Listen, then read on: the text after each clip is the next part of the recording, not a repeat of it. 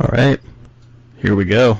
This is the On. first episode of our podcast, which working title, but I was thinking Two Dorks Talk Sports. I'm looking at names right now. That's a working title. I don't have any names right now. For some reason that hasn't. It may have popped in my head, but I have not acted on it. So I think we're just gonna have to just start shooting names. I would. I'm still a proponent for trash boat talk, but Trash boat talk. Call back to the trivia days when we were but in Columbus. I think we need to leave that to the trivia. Well, I do like trash boat talk. I don't know how many people are going to get that reference. If anyone is a fan of regular show out there, Yeah, then absolutely that'll hit home. But work in progress. it is a We'll work in progress, and I'm willing to take suggestions, and I'm sure you are too. Uh, for sure.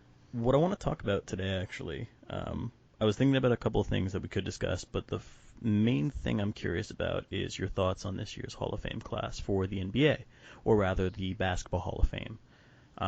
There's a lot of debate going around. People are saying this might be the most loaded class ever. Some people are comparing it to the 2009 class with Jordan, Stockton, and Robinson. Um, and I guess just your initial thoughts on this. Is this the most loaded Hall of Fame class that we have? Oof. So it's, I think from top to bottom, especially considering who's in the middle of it, um, it's a oof. I'm still kind of shell shocked at the class, to be honest with you. You know, not just from a player standpoint, but coaches. Even the women's basketball players that are in it as well. And there are even some names in here that kind of slipped, like Rudy Tomjanovich. He's a two-time champion, head coach. Like his name slips under the radar. Yet if his name were to pop up maybe 3 years from now in a Hall of Fame class, it would stand out. Yeah, and you have Like Eddie this is, Sutton, who's also a coaching legend too in this class. yes, yes. Absolutely loaded. It's uh Tamika Catchings, one of the greatest players in WNBA history, five-time Defensive Player of the Year, former MVP, just an absolute icon in the Kim WNBA. Mulkey. Yes, Kim Kim Mulkey. Mulkey as It goes well. for She is the first coach in men's or women's Division I history in basketball to lead a team to 40-0 and win a national championship. There are teams that have played 40 games. That team is one of 20 teams. I want to say it's even less than 20 teams to play 40 games in a regular season in college basketball.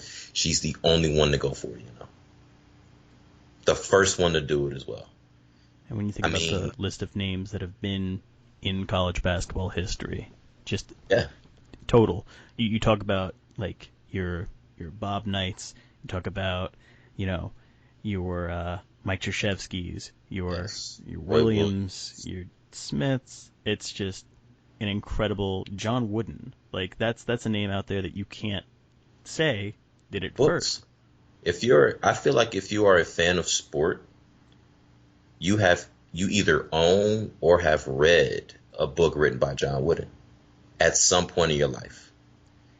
And we're talking about Kim Mulkey. And I am a proponent of putting the respect on people's names by saying their names multiple times so it's like embedded into the skulls of people who love sport. But to play 40 games in a college season, whether it's men or women, number one, you have to have the gusto from your team to even take on a challenge like that. Secondly, your athletic director and your senior administrator have to be on board with the games that you're scheduling. Third, you have to not only have the talent, but you have to have the mental wherewithal to push through. Like there's I equate going undefeated in that grand scheme of things, to nothing. You can't. There's never been a pro team that has gone undefeated in that regard. You know, 40-0, multiple national champions,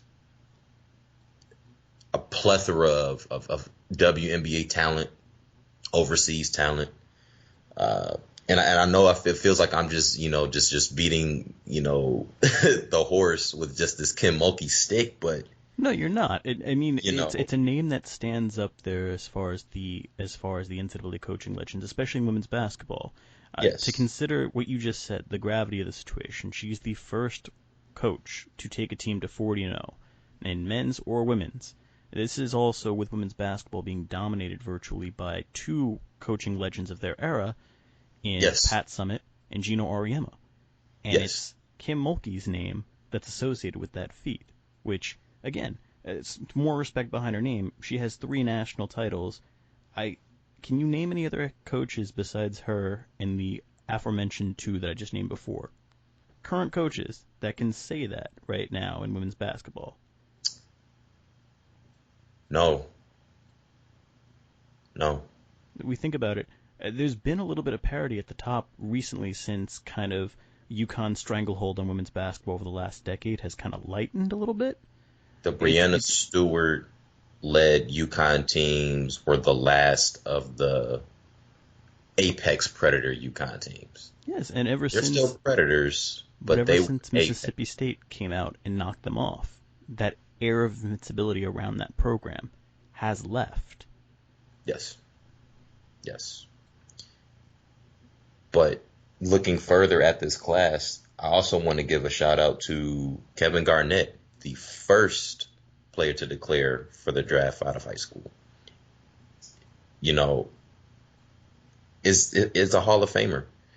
And you always wonder, and I can't really say that I know what kind of schools KG might have been interested in going to or attending for a year, but you always wonder with that kind of talent, with the Kobe, who's also, in this class, and this is going to be a posthumous honor, but you always wonder what institutions would they have attended that would have benefited from the kind of star power that they had. Just not even just skill, but star power. I mean, media definitely was not at the diversity that it's at right now. You did have, ESPN, but that was still growing. But at the same time, you kind of wonder, what would one year have done? Well, You the know, funny thing is about Garnett, coming from South Carolina, you wonder, is that guy going to be recruited heavily by, those ACC schools? Is this a guy that's going to be in a bidding war essentially from Duke, UNC, any top flight program, Kentucky, even in the SEC? That region of the country, you have to wonder how the impact of the game would be if that guy actually plays a year in college. here's a parallel that we can actually draw from, and it makes a lot of sense, especially when you talk about ACC, Hmm. because I do believe that he would have committed to Maryland. Okay.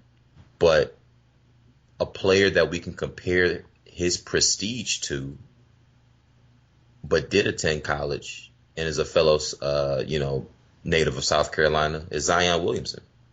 Yes, yes, Spartanburg Day School, Yes, and yeah, that's you I. can you can draw the parallel between the two. Of course, the hometown schools are gonna, get the first visits, Clemson and South Carolina. Not basketball schools by any means, but you're also talking about a state where basketball isn't probably the biggest sport. Football and baseball probably run supreme in that state. Track and field as well. I'll never say basketball is an afterthought because as powerful as basketball is, it's always going to be considered. But I think about it and I wonder what that impact would have been, and I think it would have been similar. I think Kevin Garnett on any team, on at any college program, they're better. They're definitely better. But from an attention standpoint, a media standpoint, you wonder. You do wonder. You do. But that's the thing. The question would be, I guess, if he did, theoretically, play a year in college, comes out in 96. Does that change who goes number one overall that year? Are we still looking at AI as number one overall, or is it? Do you think a year in college raises Garnett's profile to be the number one pick? Well, I can answer that question with this.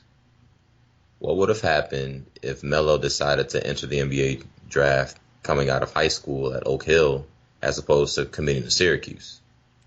I And my think Yao question Ming would still be, goes number one overall. I think there's a lot of mystique behind him coming out of China. there is, but I also believe that Melo's prestige as a lottery pick would have transcended over two classes. I think he still would have been a top five pick, coming out of high school if he went straight out of high school. But it speculation is probably the best that we can get, and I'm going to kind of say yes, it would have changed who went number one overall because there weren't a lot of power forwards that were doing what Kevin Garnett was doing. But at the same time, Allen Iverson is transcendent as well. So, and he also attended, college. There are different circumstances as to why he attended Georgetown, but we're not going to elude the point that Allen Iverson is Allen Iverson. You know, Yeah. No, I get that. A generational scorer, a four-time scoring champ, a guy with multiple 30-point per game seasons, just an unbelievable guard with just tremendous vision on the court, and a guy who might still have the best slashing skills I've ever seen, especially at a guy his size. And realistically speaking, if he had just a little bit of help in 2001, maybe takes more than one game from those Lakers. and he also coined the second most quotable phrase of his career: weights. I don't lift weights. Them shits is heavy. That is a legitimate quote from Allen Iverson. Yes, I So, remember hearing that one, and but it's a personal. Actually, personally, it's my favorite one. I know that the practice rant is the one that gets all the coverage, but yes, no, that shit's heavy is probably my favorite Iverson quote by far. Um, definitely. But not to badger the superstars in this class, because I don't know if there's not a superstar in this class, but Tim Duncan, arguably one of the most unselfish players in NBA history, well, it's interesting. basketball history. It's interesting about this class because, in my opinion, you're looking at two of maybe the three greatest power forwards of all time, or at the very least two of the top five. If you want to Yes, say your best power yes, forwards of all time, to me, in any order, but I do have Duncan as number one. In any order, you could have Tim Duncan, Karl Malone, you could have Dirk, Kevin Garnett, um, and I guess you can also throw in you could throw in Charles Barkley in that as well. But as far as those five go, you're talking about two of them in this class alone, two of the top five players ever at their position, at least in my eyes. And realistically speaking, probably the two most complete fours of their time, both in the same class. And yes. realistically speaking, during the early to mid, even to late 2000s, you could make an argument in any given year that they traded off the title of best four in the game in any given year, especially in the early to mid parts of the 2000s. I think Duncan might have aged a little bit more gracefully than Garnett did, but as far as just their overall abilities, I think at their Yes. peak, Garnett might have been the better offensive force. But defensively, I give Duncan the edge. But at the same time, that's not to take away from Garnett, who might be one of the top 20 or so best defensive players ever. Well, Garnett had to do more with less. Yes. Um, Tim Duncan had somebody to learn from. And that's not to say that any vet can't teach a rookie, but when the guy that you have to essentially back up or defer to is also a Hall of Famer, I it's mean, going to bode well in your favor. But, that's fair. again, there was a trade off. And then Dirk came into play very well, very hard. So there was a point in basketball. And if you remember that point in basketball, it was always about, you know, every team having at least one superstar. that early to mid 2000s was the epitome of that. Like, as much as you want to talk about Steve Francis, on that Rockets team with Yao Ming, people came to see Yao. Steve Francis would give you some highlights, but people paid to see Yao. Well, absolutely. And You know, even when Tracy McGrady came over to the team, the fact is that it wasn't just McGrady's team. It was McGrady and and Yao's team.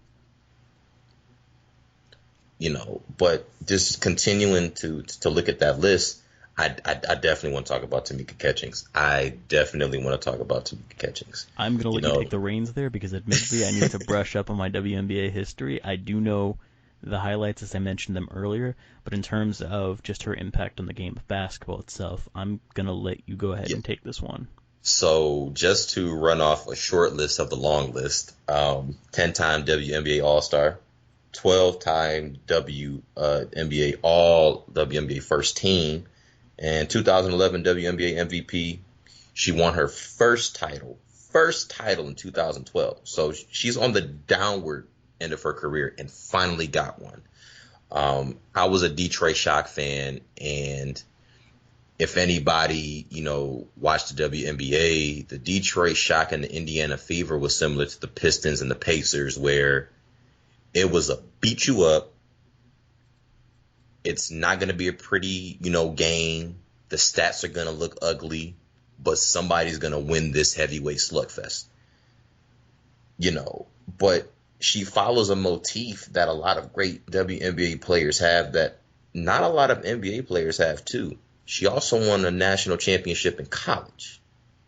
If you look at some of the most historic women in WNBA history, they had to rely on the college game. And a lot of them, for the most part, won NCAA championships. She definitely, from just watching her, she was a one-of-a-kind competitor. There was a different kind of hustle to her game. There was a different kind of attention to detail that she had. And I put some of that on her hearing loss. She was deaf in one ear. So to have to play with the hearing aid, to have to adjust to different calls and sounds, on the court, I thought was unfair a little bit. I felt like it heightened everything else, but it also forced her to be more of a student of the game. You talked about Tim Duncan aging gracefully in the game. So did Tamika. You know, th- So here's something I actually just learned, and I didn't actually know that this had happened. And again, to my detriment here, because I know I'm supposed to be a little bit more well versed in sports than I'm letting on right now, but I'm looking it up. She had a quintuple double in 1997, which I don't yes, know if we're going to see that again for a while, but 25 points, 18 rebounds, 11 assists, 10 steals, 10 blocks. That yes. is insane. And I look at just at the NBA, where we've only had 4 players do a quadruple double. And like that's one of the bolstering cases that I have for both David Robinson and Hakeem Olajuwon.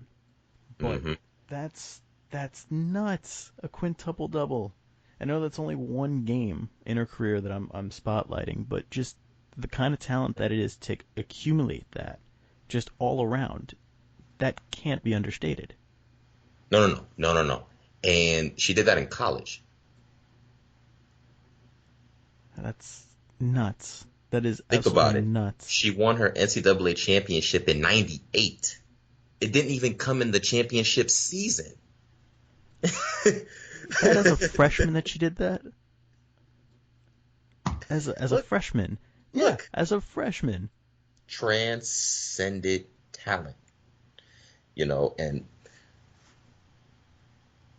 granted, the WNBA is still fighting to grow. It's still, it does have its ear markings around, the world.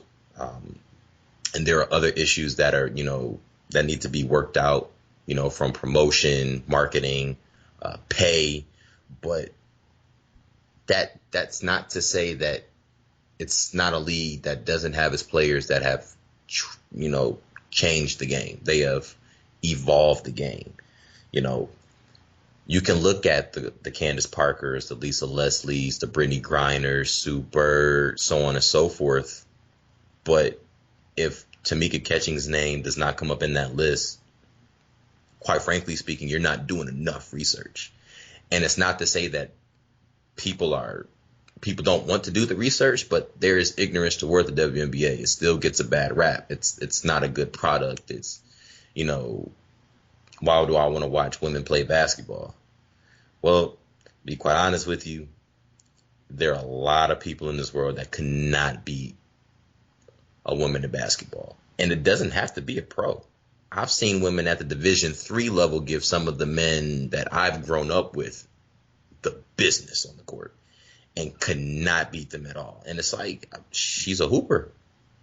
Yeah, I mean, But, it's a game of precision. It's not just physical prowess. The fact no, is, we've seen even in the men's game, smaller guys just absolutely dominate because it is a game ultimately that really does tie into precision, especially the act of just shooting itself.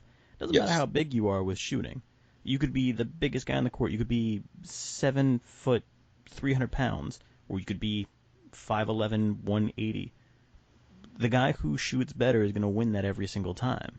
every single time. I, It's about who can put the most points on the board or who Absolutely. can prevent the other player or the other team from putting the most points on the board. Exactly. But, to keep it moving, um,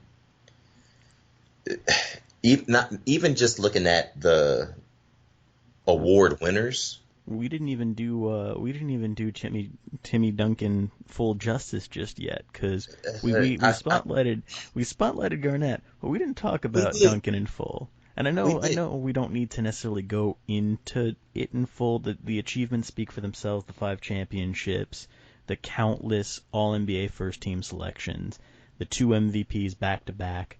It's just an incredible case and one of the most understated superstars of all time. Never made any waves. The most controversy he ever was involved in was getting ejected from the bench because he was laughing at a freaking referee. Like, Yep, Crawford. yeah, and it still produced one of the all-time great clips in NBA history. I I still tell my friends, no, you got to watch this. He legitimately got ejected for laughing. He got a technical foul for laughing the first time and then got straight up ejected for doing it again. And legitimately did not know what he did wrong. And if I'm Pop, I'm still pissed at that to this day. I know it's only one game, but that was just insane. But the other thing I wanted to mention is, and feel free to chime in with Tim Duncan, but we also do have to talk about Kobe. But if I'm missing anything on Duncan, I know I just kind of summarized things, but yeah, his legacy speaks for itself. The nickname, the Big Fundamental, used to be pretty funny to me growing up, but Tim Duncan is the greatest fundamental basketball player of all time. There was nothing about his game that you could not find on the better basketball videos. There was nothing about his game that you could not say that you have done at a basketball camp. Tim Duncan, for all intents and purposes, is the greatest summer basketball camp player to ever make the NBA. Because everything that he did was efficient. Everything that he did looked like it was straight out of a step-by-step catalog. And he embraced it. He embraced it. I remember watching the podcast, All the Smoke, with Matt Barnes and Steven Jackson.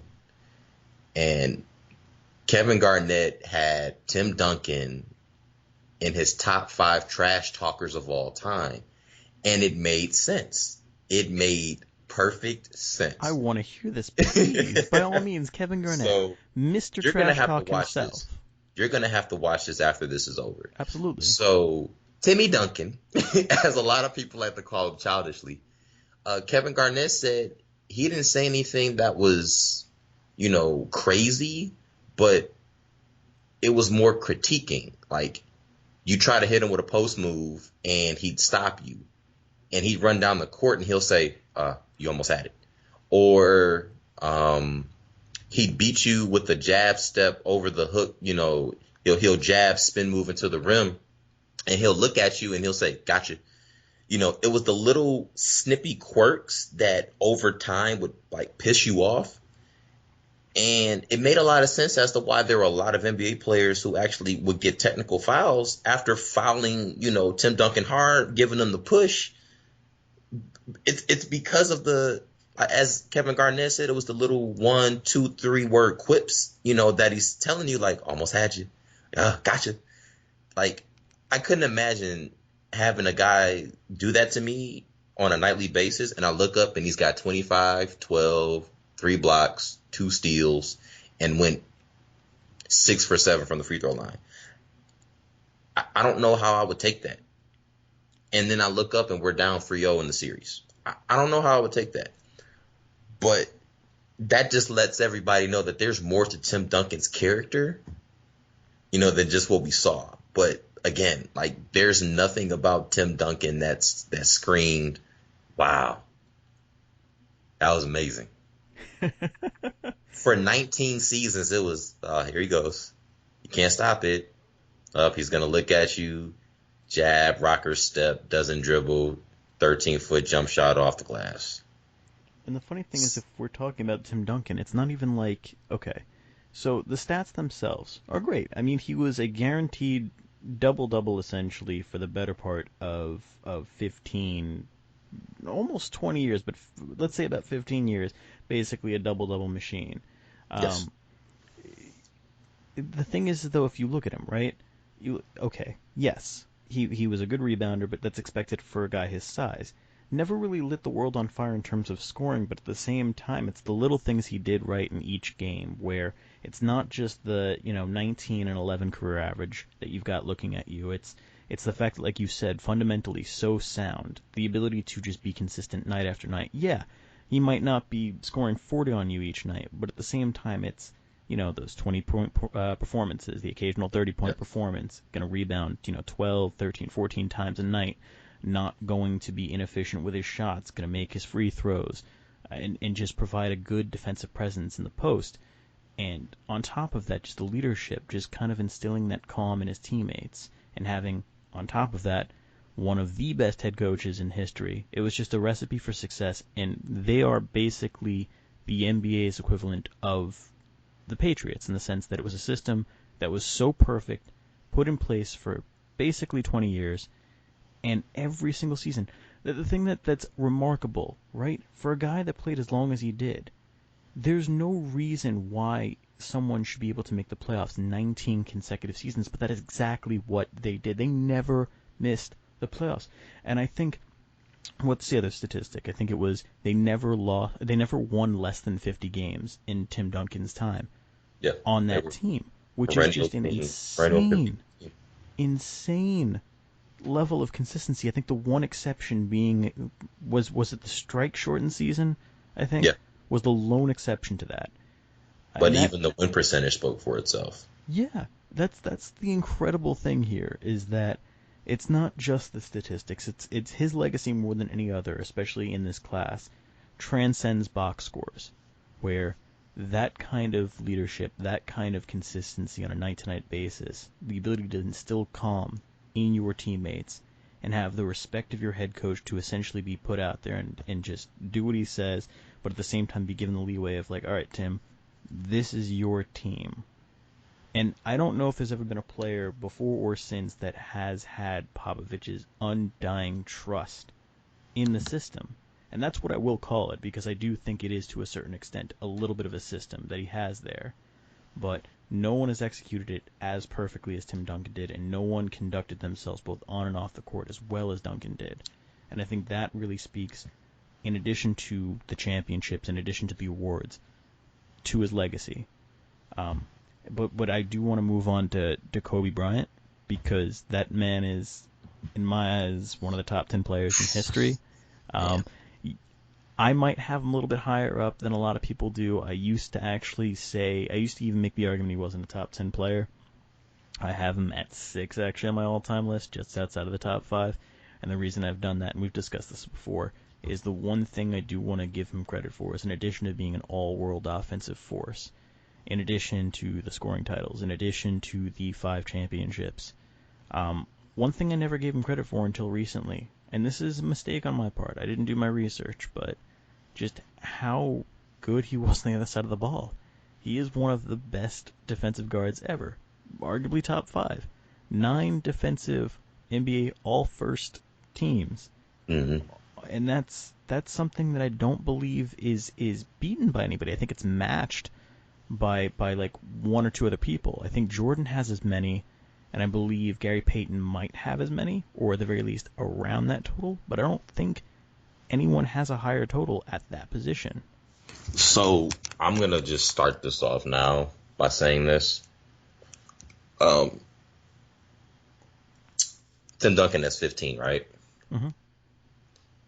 It's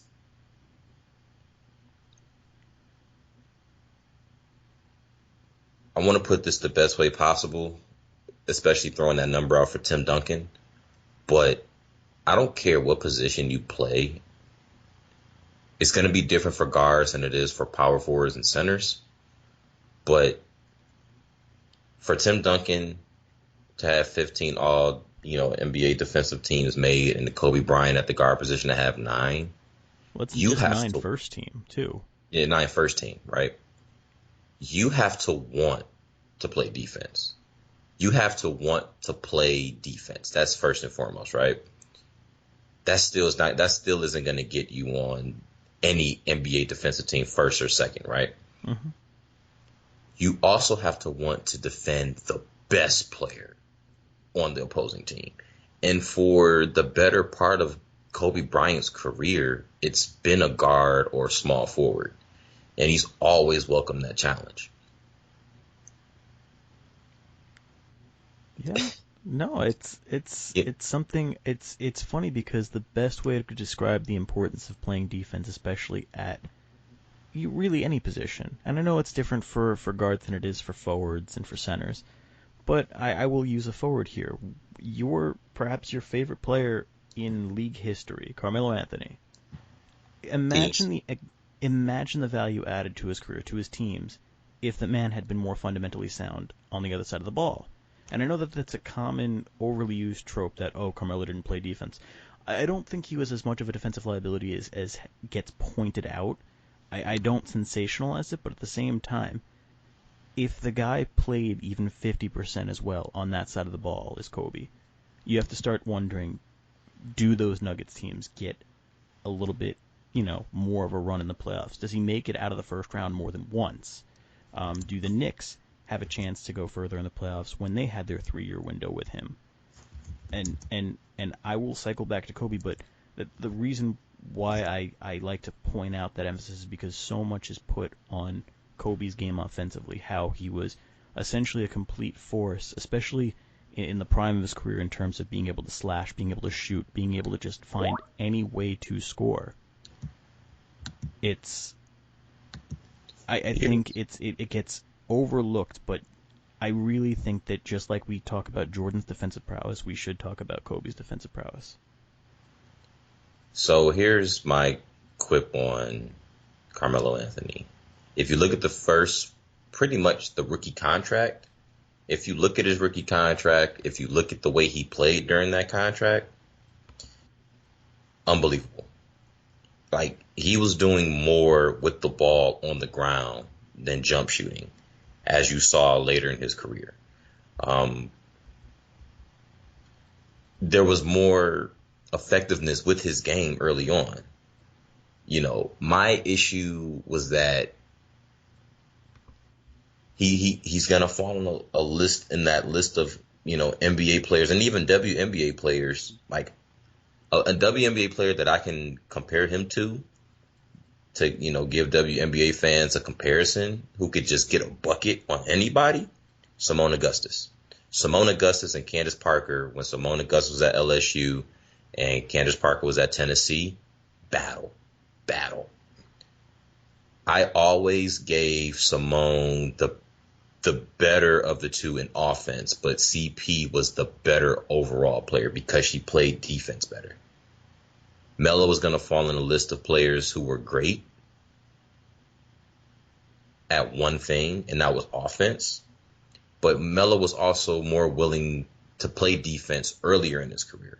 Now I don't know what switched, in between the rookie contract and another extension, but it also almost seemed like he put on a little bit more weight.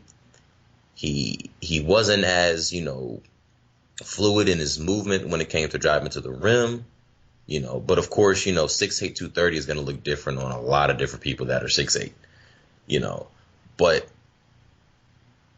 to bring it back, if you're going to talk about Jordan's defensive prowess, you have to talk about Kobe's defensive prowess. And you could have a Hall of Fame for many things. And I start to draft Hall of Fames for, like, just the hardest workers, the most intense players. And of course, sometimes your hardest workers are those who barely score 10 points a game. But Kobe, MJ, and Dwayne Wade are always on that list of those different Hall of Fames that I have. I mean, they welcomed the challenge.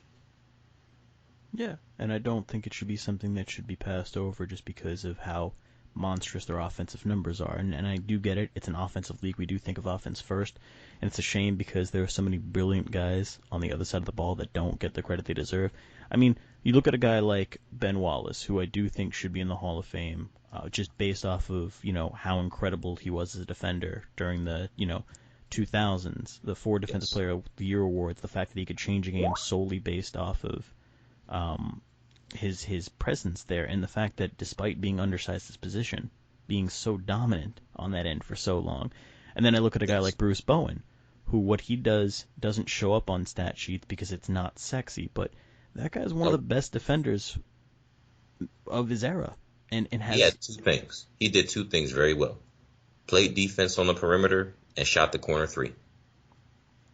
right. But we're not talking about him being a Hall of Famer, and it's because it's the fact that on whether it's fair or not, there is a bias against defense in the sense that it is a lot harder to make the Basketball Hall of Fame as a defensive-oriented player than it is as an offensive-oriented player. And it's because defense isn't seen as sexy. It's block isn't going to energize you necessarily as much as a game-tying three-pointer, or at the very least, if it does, you're not going to see as many blocks as you are, points scored. It's harder to come by, but at the same time, we've been so conditioned to loving high-scoring, matchups that scoring, unfortunately, is considered the sexiest of all Yeah. traits. It's the In same thing with the NFL now. Yeah, it's the It's same thing with all sports, really. yeah. Offense gets the credit in every single sport. There's not a single one where I can think of where defense is glorified, except maybe in hockey with the NHL, where goalies have essentially their own criteria for being evaluated. But outside of that, really, in the major North American sports, it's not something that gets glorified nearly as much. In the NFL, I guess to a certain extent, we look at some things like interceptions and sacks, which are fine, but nobody's talking about who the greatest defensive players are of all time in baseball. Like, yeah, sure, Ozzie Smith gets his credit as being, the best defensive player maybe ever. You got guys like Brooks Robinson, but even Robinson was a good offensive player, had 400 career home runs, had more than 2,500 career hits. Uh, it's very difficult to get the attention that an all around or at least an offensive only player gets. I'm willing to bet that more people know Carmelo Anthony's name than Dikembe Mutombo. But if you ask me who was better at their respective skill set, Mutombo's an all-time great defensively, and I really do believe that. And while Melo is definitely one of the most dangerous scorers of his era and probably the best isolation scorer of his era, I don't know if I would, and we might disagree here, but I don't know if I rank Carmelo Anthony relative to his skill set as high as I would Mutombo to his. So I want to also throw in, kind of, throw this at you. The Naismith Basketball Hall of Fame includes anybody and everybody from all facets of basketball, correct? Correct. There was a question that popped up, and of course, they got shot down very quickly because some people just do not understand. I do kind of blame this on the newer generation of, sport fans that are growing up. I remember somebody, definitely born in the year 99 or 2000, said that Melo's not a Hall of Famer. and he incorrectly said he should not be in the NBA Hall of Fame. Well, there's no NBA Hall of Fame. There's the Naismith Basketball Hall of Fame. Number two, the criteria of the Naismith Basketball Hall of Fame is a total body of work. So what makes that any different than the NFL Hall of Fame? Well, that also includes college. Yes, that is also the Pro Football Hall of Fame, not the NFL Hall of Fame. There is no Yes. Hall of Fame in North American sports, at least, that is tied to a specific league. Yes. Yes.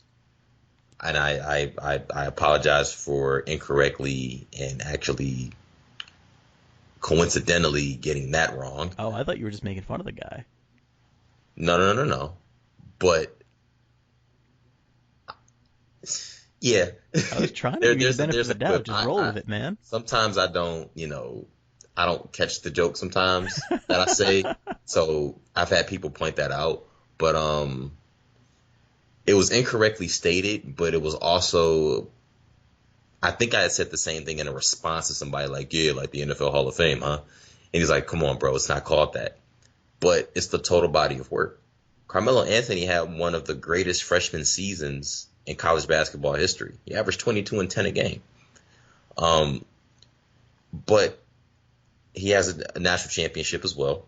NCAA tournament most outstanding player. He Yep. was, yeah, one He of the was he best was one and dominant. dones ever. And of course, he's always going to have the moniker of Olympic Melo. Hmm. He's the only player in basketball history to have 4 Olympic gold medals. Not FIBA, not including FIBA, just Olympics. He's got 4. And I believe he's USA Basketball's all-time leading scorer. Yes. Now, to that credit, he doesn't even own the highest point per game average, but he has scored the most points. But again, to say that he's not a Hall of Famer, blasphemous, He's a asinine. Hall of Famer on just his NBA statistics alone. Let's get this one thing Yes, straight. yes. The man is top 25 all time in scoring. He's got a career average of around 24 points per game. No, there's in no world is Carmelo Anthony not a Hall of Famer. Um, So to he that point, I wanna ask you this question because this is more of your expertise than it is mine. When we're talking about the Hall of Fame, baseball, what would you change about the inductee process? Because you don't hear any of these issues with pro football. You don't hear any of these issues with basketball. You don't hear these issues with even hockey or soccer.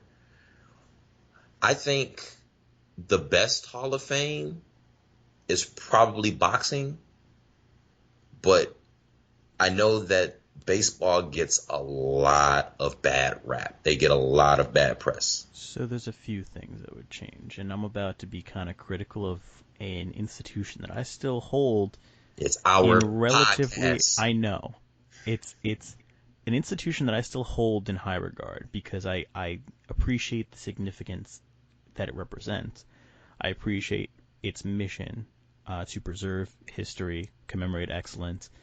I'm not gonna chirp out their whole slogan, but the point being is that I do appreciate what they've brought to the game, and the fact is that they were probably the institution that really made the prospect of a sporting Hall of Fame really paramount in the American sports fans' eyes. And I still consider them to probably be the most prestigious of all the North American Sports Hall of Fames, despite all of its shortcomings to a certain extent. I guess that would be the word. A few things. I would get rid of the limit of 10 players for a ballot. I think that is ludicrous because either a guy is a Hall of Famer or not. I don't think you should be limited by the amount of people that you can vote for. I think that is asinine. Reducing it from 15 to 10 years wasn't really a fan of the decision. Um, I can accept it, but I was more a fan of 15 in the sense that that felt more so like a response to the guys that are on the ballot that are connected to performance enhancing substances. that's the other thing is that the Hall of Fame makes a lot of its decisions um, based off of ideals and sports writers or politically charged ideas of the day. For instance, the clause that was enacted in 1993, I believe, which basically stated that players on baseball's permanently ineligible list, which is issued by the commissioner of Major League Baseball and maintained by him, that is something where if you appear on that list, you were ineligible for Hall of Fame voting or consideration. That was done in response to Pete Rose, solely in response to Pete Rose. The caveat also being additionally that Shoeless Joe Jackson, someone like him, is unfortunately never going to get elected because he's on that list as well in connection to the um, Black Sox scandal of 1919. But the other thing that I have an issue with is simply just I think that there should not be any anonymous balloting. If you want to go ahead and not vote for someone, like I get it. Derek Mm. Jeter has his what's the word I'm looking for? He has his detractors. He wasn't a perfect ball player, far from it. And yeah, probably was overrated historically. I think he was also simultaneously underrated because the trope of him being overrated was chirped on so much throughout the years, and everybody started saying, "Well, Jeter's kind of overrated. He wasn't really great defensively, and his statistics. Yeah, he put up hits, but it was empty average." I think you're really oversimplifying things when you talk about Jeter that way, but I'm not going to get into it. We can have another discussion about why that's not true and how it wasn't really an empty average and how, even if you look at advanced metrics, the guy still put up over 70 WAR, which is definitely Hall of Fame territory. But besides that, I want to know, and I think we have a right to know who the one person who didn't vote for him was, and I think if you're going to vote against Jeter, I think you have to be ready to explain why you did it. I don't think you should be able to hide in anonymity at all. So let me ask you this question because it seems like in the NBA, you definitely gain a lot of credit for what you do, and that those who are kind of opposed to who you were as a player, they kind of get, pushed into another room. They get shoved away, right? Hmm.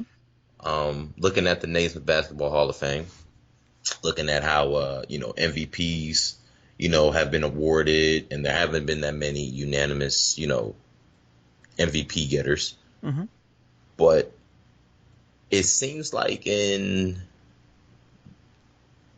professional baseball, it definitely seems like those who would probably garner at least 90% of the writers' votes don't get them. It also seems that if there are like surefire, you know, personalities that should be inducted into the Hall of Fame, probably with a unanimous vote, it doesn't happen. And I remember reading an article. No, it wasn't an article, it was a blog. And it was from a Boston Red Sox fan. Go figure, right? We're talking about Derek Jeter. Right. And he said, for as much as I hated Derek Jeter, as much as Mariano Rivera have ruined postseason championship aspirations for my team, I could not hate on their greatness. All right, and this is me relating it back to basketball.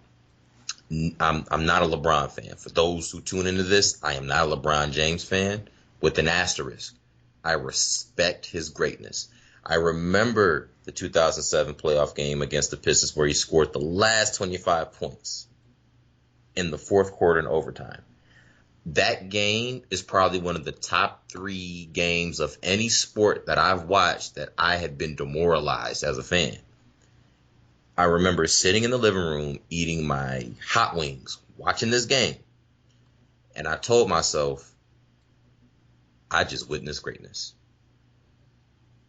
If I were to ever, uh, you know, achieve that kind of opportunity to vote for an NBA player, and it happened to be LeBron James's, first eligible year for the Naismith Basketball Hall of Fame, there's no way in hell that I am not voting for this man to get in. Because I don't, again, to your point, I don't care who you are. If you denote somebody's greatness and it's festering to that level to where you vote against them getting in when you know they're going to get in, we need to know your name.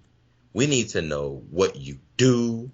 We definitely need to know what method of thinking was going in your head when you decided to be the only writer Yeah, to if you're going to be a say no. detractor, that's fine. You have every right to be a detractor. That's your prerogative. But you should be able to explain it and not be able to hide behind a cloud of anonymity. And that's the thing. And I get it. You're worried about the safety of the writer. That's all fine and good. But at the same time, it's just if anyone's going to act extremely towards how someone votes for the Hall of Fame, that is more of a reflection on our society as sports fans than anything else. And there's no way to guarantee the safety of a writer anyway. Like, with the anonymity, things leak, but whatever. I'm just against the fact that you can do something controversial in voting against the consensus on something that is an extremely hot take, like not voting for Greg Maddux or not voting for Ken Griffey Jr. Or imagine if Michael Jordan had someone not vote for him for the Hall of Fame. You have to kind of, at a certain point, say, at what point is this you having a freedom of your own opinion, and at what point is this you just trying to gain attention or make a name for yourself? And even then, why do it if you're going to be shrouded in anonymity so you can tell your close personal friends you did it? I just think that Ha! if you I want was the that guy. privilege, if you want the privilege of voting, and you want to have the honor of deciding, being part of the process of who decides who's getting in, to a certain extent there needs to be some transparency there. And that's the other thing, is that honestly, in my perfect society, it would be these writers deciding it. It would be coaches, it would be former players, it would be executives, people involved with the game directly, not people who write about it, who are detached from it, who cover it, but are not part of the inner workings of the game itself. And that's why I don't think. And again, I've wanted to be a sports writer for a while. I've wanted to be affiliated with the Baseball Writers Association of America, and one of my goals was to vote for the Hall of Fame. But in my perfect world, I should never have that opportunity. And I know that that's an opinion that is not going to be popular among my peers, just because it's basically saying, what, you don't want the highest honor that you can have as a sports writer or as a baseball writer or as anyone that covers it. No, because I don't think it should be an honor that should be given to me as someone who's never played the game at that level, who is someone who's never worked within the game at that level. The fact is that I get it. I'm allowed to have an opinion on it. But does my opinion hold as much weight as someone who's actually played the game, who's coached the game, who's managed, who's been involved in the day-to-day decision-making around the game itself? And this goes for all sports, not just baseball, but football, basketball, hockey, soccer, you name it. I have a fundamental issue with people who didn't have a direct affiliation with the action on the field of play being the ones that determine the outcome of whether or not this person is enshrined. Why is their input more valuable in that sense? Why are we holding them in such high regards? And that's the other thing.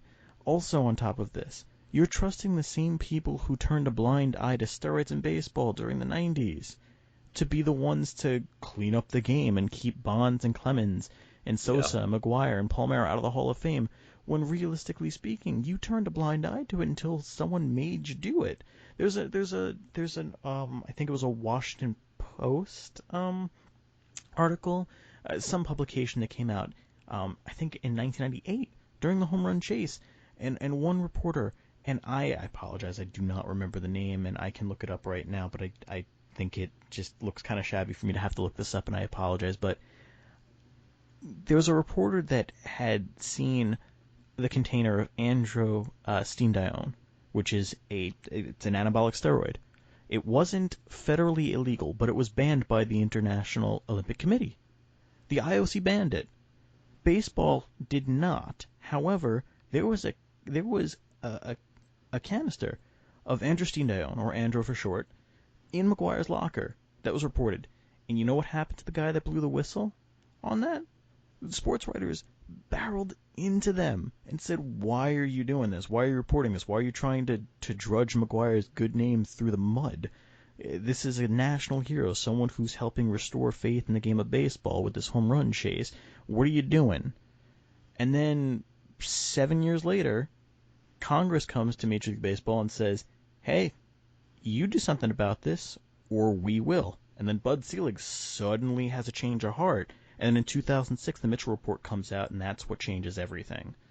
And then by 2007, we have the first actual series of punishments, defined punishments and regulations for performance-enhancing use in baseball, which is why I say that everything up to basically 2006, 2007 is the Wild Wild West. That's why Bonds and Clemens should both be in the Hall of Fame, to be quite honest. But that's an opinion that I also know is gaining popularity, but is not still unanimous at this point. Hence why they're not in the Hall of Fame.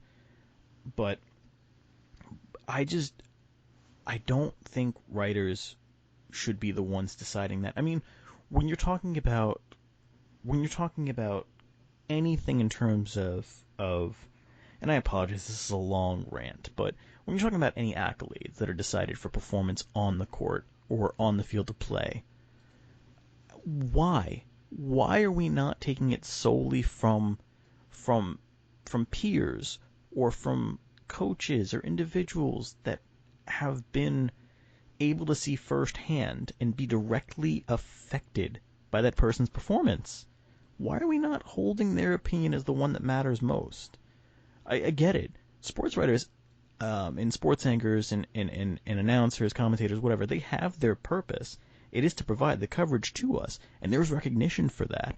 There are privileges that you can have associated with that, like the Ford Frick Award in baseball for announcing, or the J.G. Taylor Spink Award in baseball for excellence in writing.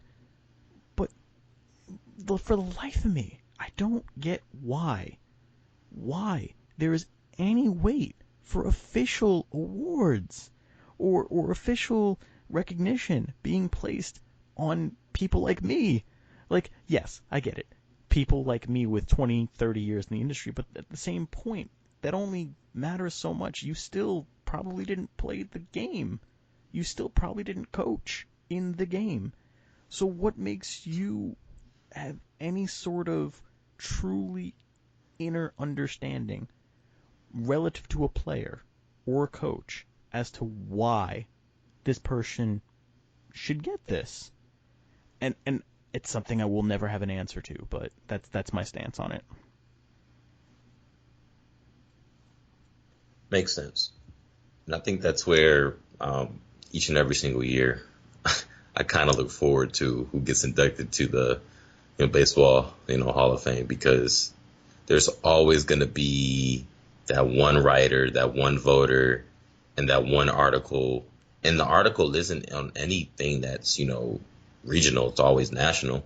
That's going to call out the person who, I don't remember how long ago it was, but there was I might have been 9, 10. I don't remember how long ago it was, man.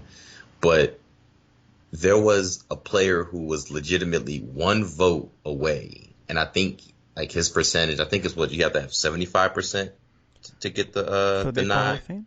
Yes, Yeah. 75% of the vote. He was at 74.6. And I don't recall. I don't even think it happened during the time in which I was starting to watch baseball at 9 or 10, but it was something that was brought up before. And again, I'm 9, 10, 11 years old. I'm still learning the inner workings of how sports work. All I know is I love basketball. I love when people get dunked on, and I want those shoes in red. But I remember seeing that, and there were a couple articles that came out about it. That's when, reading the newspaper was very prominent. And I thought to myself, I don't know what I would do the day I found out I could have been inducted into a Hall of Fame, and I needed, let's just say, 75 votes, and only got 74. because as you have noticed too, when people kind of hit their max threshold for votes, every single year after that they're on the ballot, it drops. It drops. So I understand your stance. I understand the long-winded stance within that rant, but you do believe that there need to be changes. And I am in agreement with you because watching a family member, a relative, my aunt get inducted into the, oh God, the USTFCCCA Hall of Fame, which is separate from the USATF Hall of Fame. This is United States Track and Field Cross Country Coaches Association. That is a mouthful. That's a dissertation. Whomever nominated her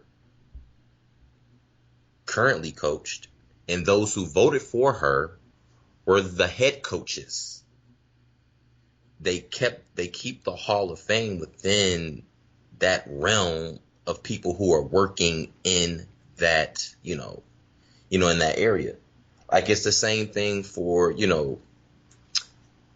for track and field, and I know they do it in swimming, and I know they do it in baseball as well. But you have like, your regions that you're associated with, right? And we're the Great Lakes region. Mm-hmm. When you vote for the Great Lakes coach, assistant coach, athlete, track and field athlete of the year, they're not talking about people who live on the Pacific, coast. They're not talking about people who live on the Atlantic coast. It's those who live in that, who compete in that region, who get to vote. I do firmly believe, and I agree with you, that it should be those who actually know the inner workings.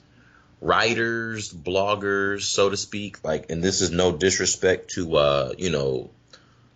like a Stephen A. Smith, Mm-hmm. but you didn't work in the front office.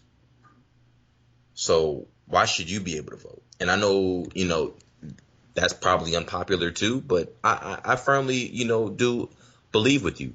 I do personally think that should be a guideline. Do you have front office experience? How much front office experience? Did you coach? Were you a player? Because I think that breaks up and I also know why they have the outsiders. It breaks up the monotony. It also adds a little bit more, subjectivity. But at the same time, I don't want to hear that, oh yeah, I got cut from my seventh grade, my little league, baseball team in seventh grade, and I just stopped playing ever since. I don't want to hear that. I hate it. There's not a lot of things in this world I hate, but I hate that. What if I told you until very recently, as in within the last 3-4 years, that the Baseball Writers Association of America, as long as you had 10 years of experience covering baseball and were an accredited member for 10 years, what if I told you that was the only requirement to be on the Baseball Hall of Fame ballot for writers, and that people that were inactive for sometimes even a decade or two could still vote? Very recently, they decided to actually change the policy where if you were inactive, I think, for 10 years, you no longer were able to cast a vote, which is why you're seeing the Hall of Fame voting class get a little bit younger and younger and younger, and why there's been more players that would traditionally have not gotten in that are getting in based off of sabermetrics, based off of advanced analytics, because the voting population in the Baseball Writers Association of America is getting younger. But I think that's long overdue, and the point is just that, again, they shouldn't be the ones voting. Like, I get it. If not for this, and you can make an argument, and this is why it's not something where I realize that my opinion is fully grounded, because it is a controversial take. Because I'm sure that if anyone wants to look into this, if anyone wants to comment on this, that taking away the writers' vote essentially is a defeat to the sabermetric community because they're the ones championing sabermetrics, and I'm a big proponent of it. But I think that that's more towards we now have to really educate players on that and the importance of those advanced analytics, not necessarily just keep the writers as the guardians to the Hall of Fame because we're afraid that that's going to be taken away from the criterion. I think you're seeing more and more players of this day and age are embracing advanced analytics. Players are getting smarter in terms of how to evaluate things, and you almost have to have faith in the system. At the very least, if you want to keep that around for fear it's going to go away for a little bit because players aren't championing it as fast as writers are, then cut it into a 50-50 type thing, or put some weight on player votes, or have like a pool of player votes, and let's say it's, I don't know, 200 players that are on that committee, or 200 players, coaches, executives, whatnot, and then like 200 writers, and make the requirement for writers a little bit more strict where, let's say, it's not 10 years removed, it's 5 years removed. And you allow it to basically be the people who have covered the game most extensively as writers and are still active, and the a good sample size of players from Major League Baseball who volunteer for the right to be part of the election process. And I'm talking about a good sampling of former players and current players, former executives, current executives, former coaches and managers, and current coaches and managers. And maybe do that. And if the side effect of that initially is that maybe fewer people get in from the start, so be it. But I don't like the way the process is right now, and I don't like the way it is for really any sporting Hall of Fame. And I think there should be an adjustment to that. The fact that Chris Webber's not in the Basketball Hall of Fame is nuts to me. How? How is Chris Webber one of the best power forwards of the late 90s and early 2000s, a guy who was absolutely considered top 3 at his position for almost a decade? How is he not in the Hall of Fame, especially with his college career too?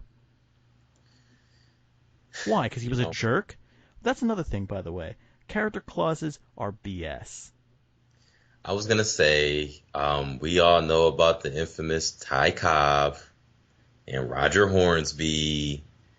They were, Ty they, Cobb not, hang on, Ty Cobb might have had some baggage, but Rogers Hornsby was an actual card-carrying member of the KKK. yes, yes, he was. Yes, he was. Yes, he was. And I can speak to the Ty Cobb situation only because growing up in Detroit and seeing his name plastered anywhere that's baseball related, and then learning about the backstory, definitely not as severe as Roger Hornsby. But yeah, I do firmly agree that there is a level of subjectivity that definitely hinders a person. Um, but Absolutely. uh, again, for one player to know that you purposely would slide with your metal spikes going to, puncture somebody's face, and then you were also an active member of one of the world's most notorious civil terrorist groups in the KKK. Yeah. So to Hornsby's credit, the evidence that we have of that is not super firm, but it's enough where you can strongly make the assertion that he probably was. Cobb's an interesting character because by no means was Cobb considered a nice dude. But a lot of the stories that come around, like the jumping into the stands to beat up a spectator, that's an outright fabrication. That's an Al Stump story that was made up. And Al Stump was the biographer for Cobb. Um, and it's really a shame because his version of Ty Cobb's life story is the one that's popular even to this day, despite the fact that it's been proven that he had a grudge to pick because he didn't like Cobb because Cobb was kind of nasty to him. But he fabricated a lot of details of Cobb's life that are just taken for being fact.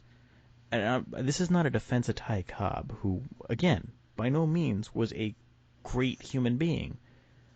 But to say that he was just the worst human being that's ever played the game of baseball, I don't know about that one. There's been a lot of really crappy people. By the way, and I do apologize for kind of dominating this section. Baseball's kind of my forte, and oh, I could go all day about this. But Pete Rose, my opinion of this is also one that I don't consider to be super popular, but I'm going to state it. Pete Rose should not be reinstated into the game. He accepted the lifetime ban from baseball willingly in exchange for Major League Baseball to go no further and the federal government to go no further into his investigation in betting on baseball, which he admitted to anyway in 2004 during Hall of Fame weekend to take attention away from the proceedings, which is going to go towards my case here. He has done nothing since to rehabilitate his image, to show any shred of remorse for what he did, for grounds for reinstatement, to make any sort of case for it. And that's the one thing. I might be critical of Bud Selig and I might be critical of Rob Manfred, but I do defend their decision to not reinstate him. And I think, that being said, he 100%, despite everything, despite the betting on baseball, despite the fact that he had an affair with a 14-year-old girl in the 1970s, which is disgusting, despite all this, this is why I don't like the character clause, because to me, putting him in the Hall of Fame, I'm not celebrating the human being. I'm simply doing it because the story of baseball is unfinished without him having a plaque there and commemorating him as one of the best players in history. If you want to include something where you can say, listen, he had his shortcomings, he had his transgressions, that's all fine and good. Just like with the steroid guys, you want to put an asterisk next to it, go right ahead. But the story of the game is incomplete without including those people. And this is to say that he doesn't need to be reinstated for him to get inducted. Just induct him. Get rid of that stupid clause. Get rid of that stupid clause of the permanently ineligible list and just put him in. You don't even need to hold a ceremony. You want to put him in and just install the plaque and not do it to fanfare? Go right ahead. In fact, you know what? I don't think he really deserves a ceremony, but he should have a plaque. You know what? I would even be happy if they got rid of the clause and let Pete Rose have his own ceremony, like Terrell Owens did. Well, again, Terrell didn't want to be there. He wanted to do his own thing because he felt like he was already being shunned. But I hope everybody heard that. Baseball Writers of America, change your shit. Because Ethan's not happy. I'm not happy either. There's no way that Derek Jeter was not unanimous. What was it, 99.6? What was that? What did that turn out to be? Something along those lines. I think it was like 99.7. It was the second highest percentage in history. But the fact is that, again, to me, you're either a Hall of Famer or you're not. It shouldn't be limited by how many spots you have, and how does someone become more of a Hall of Famer as the waiting period goes on? That's all I have to say. I'm sure there's time to consider things, and sure, maybe people aren't decided right away. But in certain areas, somebody's a Hall of Famer or they're not. Derek Jeter is a very clear case. Ken Griffey Jr. is a clear case. Randy Johnson, Greg Maddux, Pedro Martinez, they're clear cases of this guy is absolutely, without a shadow of a doubt. I guess that's where my problem comes in, too. What about their careers could you question? Did you question? What, like, okay, 99.6, 99.7. You just didn't like the guy. You just wanted to be that guy. Yeah. Hence why the three people didn't vote for Ken Griffey Jr. Mo Rivera almost didn't get 100%. There's one sports writer who I'm not going to name by name because I don't want to give them the attention, but they almost didn't vote for him. And they had to basically have a change of heart and say, you know what, I wasn't going to do it, but I have to vote for him out of respect. And that's how he got to 100%. But I'm not naming the sports writer because I don't want them to get any even as small potatoes as we might be right now, I don't want to say the man's name, and so I won't. If You you want don't to do have your to. research, if you want to do your research and find out who that final holdover was for Mariano Rivera, you go look that up on your own time. But I'm gonna let you do that on your own time because I don't want to say that person's name. I'm not trying. I'm interested. You're I'm very interested, so you're interested. going to go look this up. But we're not going to say that person's name. We're not going to give that man any additional coverage. If they want to go look it up on their own, they can. But I know we got to wrap this up. We've been going for for an hour and 15 right now, and it's getting to that point. But I thought this was good. I can't wait to do it again. Um, Oh, we're coming back. oh, absolutely. This is just the start. Absolutely. Especially because of just how once we get going about things, it just is a free flow What it is? of It's just a discussion. conversation. Absolutely. It's a conversation. That's what any good podcast should be. It's like the first night I moved into the apartment. Yeah. Hey, you like sports? Yeah, I like sports. Well, let's stay up till 3 a.m. and talk about sports. Yeah, I That's how mean, you get to know somebody, all right. and the funny thing is that sometimes it didn't even have to be sports. Sometimes it was literally just shooting the shit with Kevin, and we would stay Oh up at man, that. that just And watching him just walk into the apartment and we just just his pester him. his theory on power naps I still don't understand. It's like, no No. guys, on 20 minutes, if I get REM sleep, I can definitely feel refreshed. Kevin, I don't think that that's how that works. No, I looked it up online. That's how it works. You're telling me that on 20 minutes of sleep, you feel refreshed and ready to go. Okay, there, champ. Oh, I need sleep. Like a full nap for me is at minimum 90 minutes.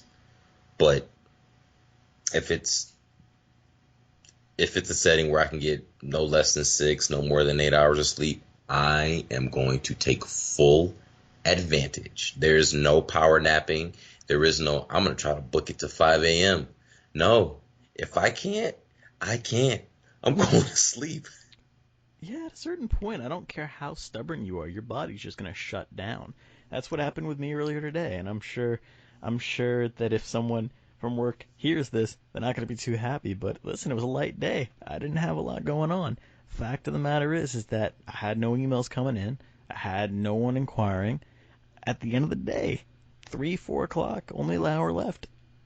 I passed out because I only got like 3, 4 hours of sleep last night. It really goes to show you, you get less than 6, you're really rolling the dice here. And that's the thing, if I get more than 6, that's indulgent for me, but that's not what it should be. So when I hear someone say 20 minutes is all I need, bull. I'm not going to even dignify that with a debate. I'm not going to hear you out because I just don't see how it's possible. Unless you can literally show me to my face, pull up the article, you search it out because the burden of proof is on you. Show me the data, show me the science behind how 20 minutes of sleep, 20 minutes of REM sleep, because you wanted to specify that, is going to make you feel refreshed. When I know that under no circumstances if I get less than 2 for a nap, 2 hours, I feel like crap. I might as well have not gone to sleep. But anyway, off another tangent, I think this is where we're going to cut it. I look forward to our next one, Nick. Sleep. Change the voting system for the Baseball Hall of Fame into that writer who didn't vote for Derek Jeter and for that writer who almost didn't vote for Mariano Rivera. Careful, this is a family show. It's a family show. It's a family show. It's a family We had show. a couple of S bombs, but That's okay. it's PG-13 territory. That's fine. This is not. We're not getting a contract from HBO. So No, nope, no, we are not. And with that, we'll say goodbye. But well, let's do this back. Let's run this back in 2 weeks. I'm fine. I'm fine with that. Works for me. It's not like there's anything else going on right now. No, I don't have any other extracurricular activities that I could, take part in anyway that I would like to. So And given No meets to travel circumstances, to. pretty So, sure most people have a lot of free time on their hands right now. yeah, to the point where it drives you miserable. All right. But all right, Okay. sir. See you, Nick. See you, Ethan. And goodbye, everybody. Thank you for joining us.